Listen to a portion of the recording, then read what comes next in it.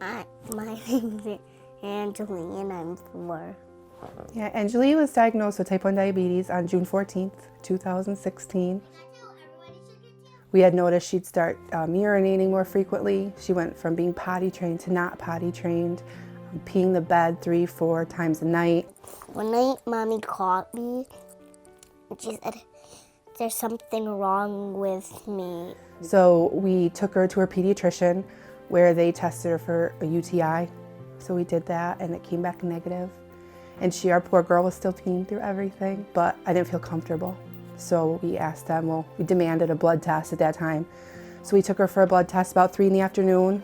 We went and sat down for dinner. It's about 5, 6 o'clock at night, and that's when we got the call from the pediatrician, Angeli's blood sugars are 798.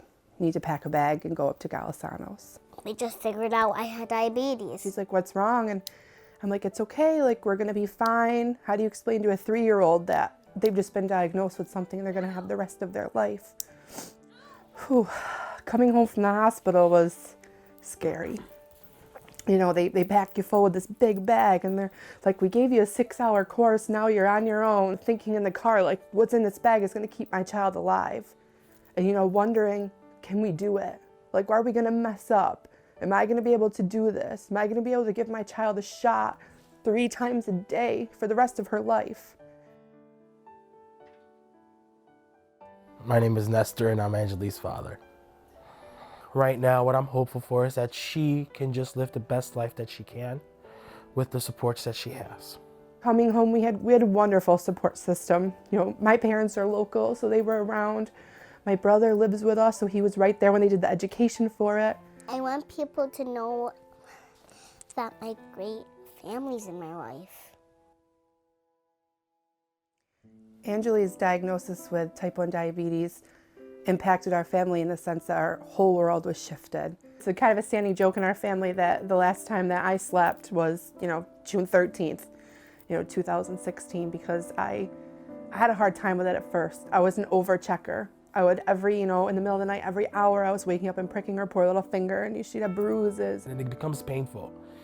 How can I do this to my kid? But in reality, you're saving their life. You are acting as their pancreas. Ow! Because you got little hairs there too, okay? Ouch! I've gotten a little better, but it's every 2 hours. My body wakes itself up now every 2 hours. Sometimes I shoot up out of bed. Sometimes it's just a feeling to get up and go check. I'm afraid of my parents don't hear my alarm in the middle of the night and I need a big shot. Her diagnosis has impacted me because I see the stress that it puts on her mom. And my biggest fear, I think, through all this is me maybe sleeping through an alarm or not hearing something. And you wake up and you realize that diabetes won, that they took your little girl from you. And that's the hardest thing, because sometimes you're just tired. You just want to sleep. I think that a lot of dads can relate in that you are put in this world to protect your family, care for them, and this is just so out of my reach that I feel defenseless. Some days I look at her and I'm like, I can't do anything for her.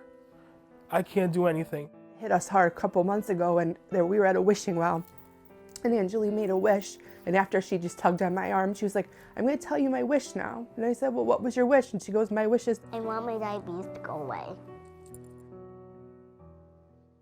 a cure for type 1 diabetes, for me, would mean everything. For us as a family, it's just holding on to that little bit of hope that it'll come. I think we all hope for a cure someday. I don't want my daughter to feel left out.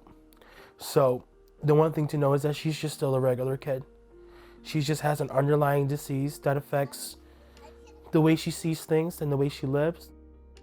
Jdrf became one of our family members after diagnosis. When I came home, I remember them being one of the first groups to reach out to us and just being like, what can we do for you? We're here, we know that it's hard.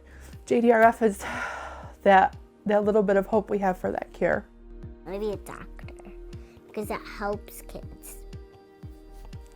And it's nice to help kids.